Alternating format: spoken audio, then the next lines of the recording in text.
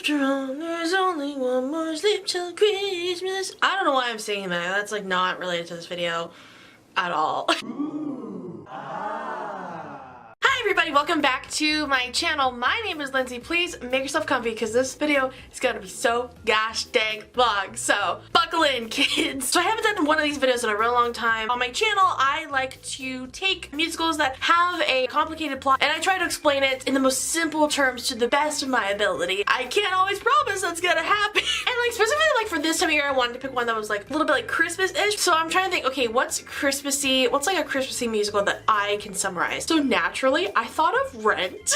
Today I'm going to try to summarize Rent to the best of my ability. This video's probably going to be a bit long, so if you want to skip ahead, timestamp, the explanation starts there. So, okay, so I recognize that Rent is an important part of musical theater history. I get that. However, I don't really understand its appeal. And here's the reason why, is because the plot to me just is all over the dang place. It doesn't need to be this complicated. I wouldn't say I hate Rent or love Rent. I'm very indifferent to Rent. I think part of it is because I was introduced to the show very young, like 11 or 12, and that's only because like Seasons of Love was being sung everywhere by every choir in the area, and like on TV, radio, whatever. And I was also in a very conservative environment. The people in this conservative environment told me that if I were to partake in Rent in any sort of capacity, that I would go to hell. So I didn't touch it. Last year, I kind of got back into it because of Rent Live, because I wanted a little palette cleanser. The only time I've ever seen Rent all the way through prior to this video was Rent Live in 2019. And if you feel sorry for me, that's correct. So today, because there's no day but today, I'm gonna try to summarize Rent to the best of my ability. Before we go any further, if we haven't met before, my name is Lindsay. I make videos about pop culture with an emphasis in Broadway. So if that's your thing, please make sure to hit the subscribe button and hit the notification bell to be notified every time I make a brand new video. Okay, so the show starts with Mark and Roger in their apartment, possibly a loft apartment, which is like, in my mind, is like fancy. Both of them are trying to make art and they're failing miserably. Mark is filming a documentary. If Rent was set in the 21st century, Mark would be a YouTuber. He would like go to film school and then just accidentally become a famous YouTuber from some circumstance because people think he's like a hipster and so he's cool. Don't argue with me on this. Roger is struggling to write one single song, just one. And the only bits we hear from this song throughout the entire show is chords from another song. Then Mark's mom calls and she's essentially like, Merry Christmas, also hey, remember when your girlfriend dumped you? Then their friend Tom Collins calls and he's like, hey, guess what? I'm about to visit you. Honestly, he's a good friend because their apartment is yay. But then he gets mugged. So Mark and Roger's friend Benny calls him up and he's like, hey, so I know like I bought this building like a year ago and like y'all live in it and that's cool and I said you could be rent free, but like that was a year ago and I'm a different person. I have changed my mind. So now you gotta owe me the past year's worth of rent. I wasn't in the original agreement, but Benny is just petty and we just have to live with that. Also, Benny, what could these two knuckleheads have done to deserve free rent for an extended period of time? Please explain that to me. Because so far, I'm not impressed with either of them. So anywho, their power gets shut off and Mark is like, how dare he charges us, serious artists, for rent? And Mark and Roger, I have an idea. I have an idea for this problem. Maybe you all could get a job. So then Angel meets the recently mugged Tom Collins, all like lying on the ground. They like took all like his jacket except for like one sleeve, just the one. And then they fall in love. Also, okay, to pause for 1 second. Okay, now that I'm like an adult of like legal drinking age, like I don't think Tom Collins is his actual name. Like that's a drink. He ordered it once with friends and then his friends like forced that into like becoming his entire personality. Tell me in the comments what you think his real name is. I think it's something dumb, like Frederick. So we go back to Roger and Mark. By the way, Roger is still tuning up his guitar. We are 10 minutes into the show. He is still tuning up his guitar. So much so that it deserves not one, not two, but 3 songs. Oh my god. So Mark is like, hey, so I'm gonna go watch Maureen's show. By the way, did you know that you're poor and sick and your girlfriend's dead? Anywho, bye. And Roger's all mad. He's mad because he can't write one single song and he's like trying to hype himself up, being like, oh, I gotta leave something with the world. The world has to remember me, Roger, this man. And then he proceeds to not do that, but partially because Mimi just like climbs into his apartment because she wants someone to light her candle, which is a metaphor for, you know, sexy time. But also she has a candle that needs to be lit, like a literal candle. Like she's a 19-year-old exotic dancer who just like barges into this apartment and just like doesn't leave. She comes in and she's like, hi, I'm cold.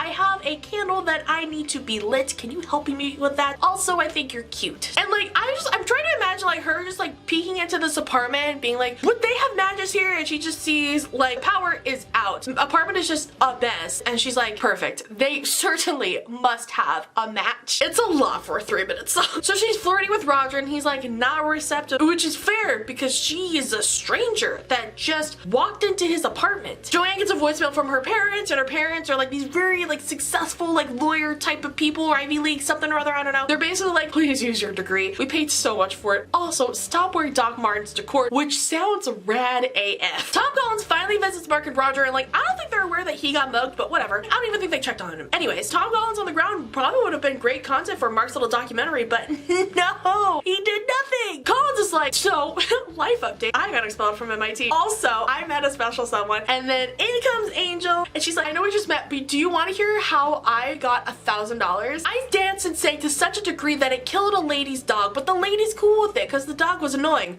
Today for you. And Angel continues with her song, and Mark and Roger just accept it as is. No follow-up questions, nothing. Then he waltzes in, he goes, oh, did you know dumb little Maureen has her silly little performance at the silly little lot that I just bought, which is so stupid because I just bought the lot to build something called, let me check my notes, a cyber art studio, which sounds like some, like the 90s equivalent of like those like pop-up museums, like Museum of Ice Cream, Museum of Broken Dreams, Promises, I don't know, Museum of failed Pinterest crafts, I don't know. So anyway, Benny comes in and he's like, so if you get Maureen to not do her performance tonight at the lot that I just bought for a cyber art studio, I'm gonna make sure you guys live rent-free. Mark and Roger were like, hey, we're dumb, but we're not like that dumb. Benny's like, oh, come on, why? When really, what he offered them was just like their lives going back to how it was before that day. So Mark goes to help Maureen set up like her sound equipment, but then he's met with not Maureen, but Joanne. So it turns out Maureen was like, I'm gonna call Mark to help. Joanne was like, no. Maureen goes, I suddenly don't understand English. I have no idea what you're saying. So then Joanne and Mark spend the next like 5 minutes dragging Maureen. See, I would think if there's like a tango about me talking about all my flaws, I would maybe probably try to like make better life choices, maybe. So Collins and Angel, they go to the life support group. Then Mark just comes,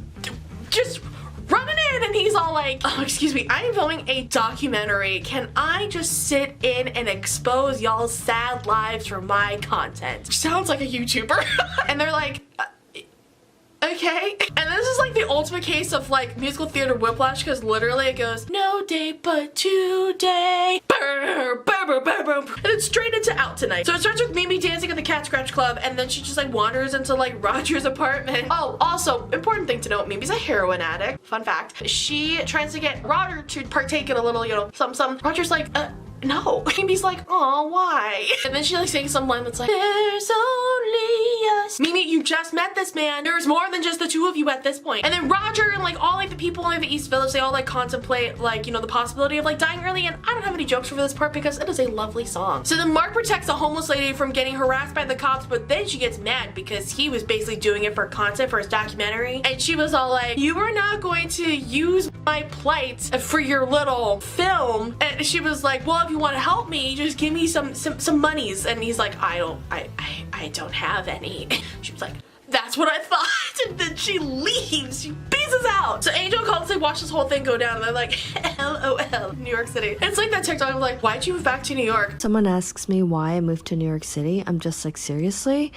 I mean, look at the vibe. And they're like, yeah, you know, New York, it's fine. But you know where would be so much better? You know this one place we've never ever been to, but we've heard in the movies is cool, but we don't really know if they're actually cool with like us being there. So Mark pieces out, and Angel and Collins are like, thank God. And then they like profess their love for each other. It's very cute, my friends. So Joanna's like balancing all these phone calls for, let me check my notes again, for this woman. So then Roger finds Mimi and apologizes, and he's like, hey babe, I am like really sorry that I was really cold to you earlier. To make it up to you, I would love to take you out on a date. Do you want to go to a protest? So we see all the East Village getting ready for this protest, and then Maureen busts in at the very end, paying off every single detail that's mentioned about her. Look at this woman. Look how insufferable. And then we see Maureen's performance, which like I'm convinced she made up on the spot. Like it's nonsense for 6 minutes straight. You can't try to convince me otherwise that this performance was carefully constructed from an organic place in her brain. So then after the protest, everyone just like barges into this local cafe, which also happens to have Benny and one of his like white collar friends there too. He's like, oh, I gotta get away from all of my irresponsible friends. They're at a protest. How embarrassing. And then they pop into the cafe and they're like, did you miss us? And he goes,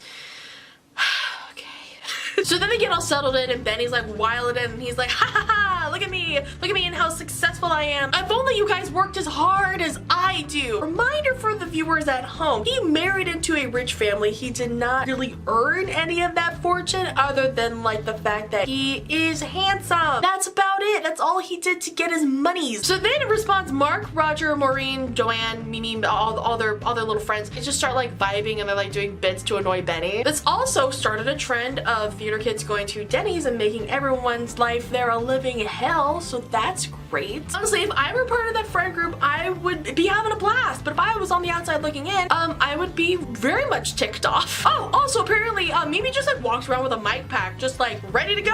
Oh, another thing, the guy that's hanging out with Benny is like visibly pissed off. I'm sure he came in and he was like, I am going to enjoy a nice, quiet evening. Sir, you're in the East Village. No, you're not. Oh, and then Benny and Mimi implied that they maybe had a fling. Tea. So Mimi and Roger, through all this, they find out that each other is HIV positive. Anything holding Roger back just kind of like went away and he's like, and being careful, I don't know what that's like. And so he's like we have so much in common, we should date. And so they do. He's like, oh, I'm so attracted to you, you get me, we see each other. Then Benny calls the cops and it padlocks the building, which doesn't do anything for these bohemians. They're just like, whatever, I mean, we're gonna be here until 4 a.m. anyway, so it's fine. Intermission, and then Act 2. So Act 2 starts with Seasons of Love, which is news to me because I always thought it was at the very beginning or the very end to like signify time, but okay. New Year's Eve, Mark and Roger are trying to get back into their apartment, which has been padlocked for like an entire week. Think about this. Act 1.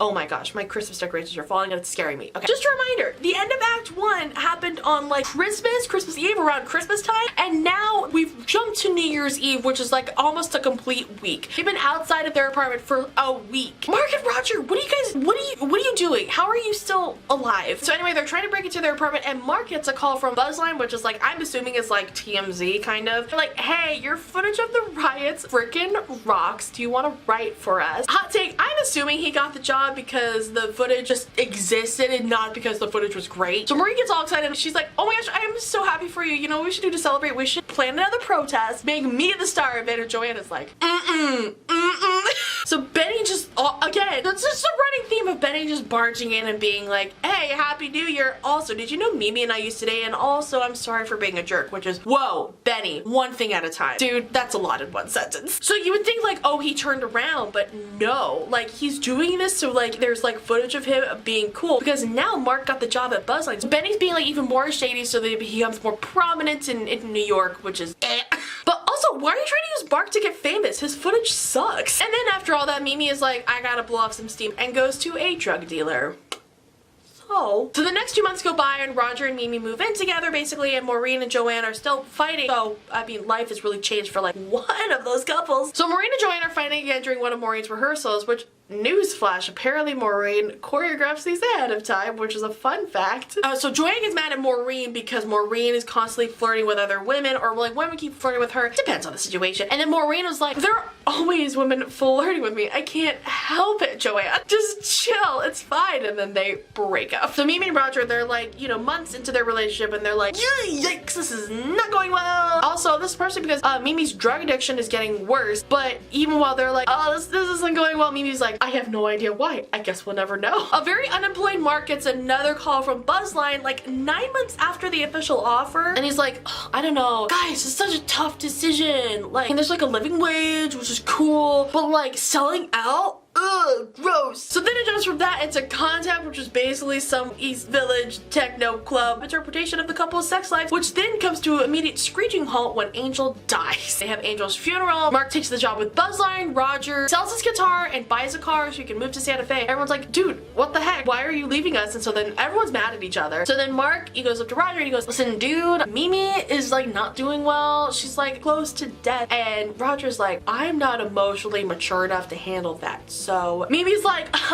I heard that we all know you're not emotionally mature enough to handle my death and you're fleeing to New Mexico of all places? Peace out, dude. So then Collins is like thrown out of the church because he can't pay for Angel's funeral. So Benny decides he's gonna pay for Angel's funeral and Mimi's rehab stint. And like, it's kind of like the energy of like, you know, when like the end of A Christmas Carol where like Ebenezer Scrooge, after he gets the visit from the scary dude, he's like, oh boy, it's Christmas Day. Here, buy a ham. And then because of this, Collins and Benny become buddies, which is a plot twist I didn't see coming. Mark can't stop thinking about Angel and Roger can't stop thinking about Mimi, and because they can't stop thinking about those two people, they are automatically like, I can just finish up my film of random poor close-ups in honor of Angel's memory. And then Roger's like, oh, you know what? You know this girl that's had a really big impact on me? I could write my song about her. And then also Mark is like, yeah, you know what the next move is? I'm gonna quit. What? Dude, you need to be self-sufficient. We've talked about this, Mark. Come on, dude. So then each of these people's parents, not just like Mark and Roger, but like all of the people involved, all their parents leave voicemails being like, are you okay? And rightfully so, because they are all going through it. Then again, they are also all in their 20s. Speaking as a 20-something, we all need help. Mark has completed his film and Roger's completed his song and they're like getting ready to like show off their own stuff. And Roger is like, oh, you know what? I have no idea where Mimi is, which like duh, because he lost contact with her. So Roger's completed his song and he's trying to find Mimi to show her this, in my opinion, lackluster song. And then Maureen and Joanne, they come in, they're carrying Mimi because apparently she's been homeless and she's like very close to death. She's on death's door. So Roger and Mimi, they like profess their love for each other. Roger's like, hey, babe, this is your last moment on Earth. So, you know, to really just close it out, I'm gonna play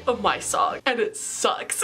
Okay, so she dies, but then plot twist, she comes back to life. And as she explained it, she's like, yeah, I was heading towards the white light. And then Angel found me and she was like, listen, you gotta go back to your mediocre boyfriend. And she's alive, yay! But also, it's great that you're alive, but also, please get help. It gets better. And then they all watch Mark's documentary that he worked a full year to complete. And keep in mind, he also quit his job to make it perfect. And it's just like close-ups on people and things, mostly close-ups on him. And like people are like laughing and hugging, and there's like really no context for this at all. Like there's no narration. It tells you nothing about these people. This has the same energy as like a vlog from 2009, or those like, you know when people like film a second of footage each day and then they string it all together at the end of the year? That energy. But you know, Mark's documentary especially, they're like, you know what we should do? We should live our lives and live every day with zero regrets. And then they did. The end. That's the story of Rent. I hope this helped you or confused you or angered you. Any of those emotions are completely valid. Tell me, did I get this summary right at all to any degree? Let me know in the comments down below. Also, tell me what's your favorite song from Rent. What are your feelings about Rent? Do you love this show or do you just don't get it? Let me know in the comments down below. Again, if you like Broadway related content, theater related content, pop culture, blah, blah, blah, then you should subscribe to me and hit the notification bell to be notified every time I make a brand new video. Keep an eye on all my social medias to find out when I post my next video, and I will see you all next time. Bye, see ya.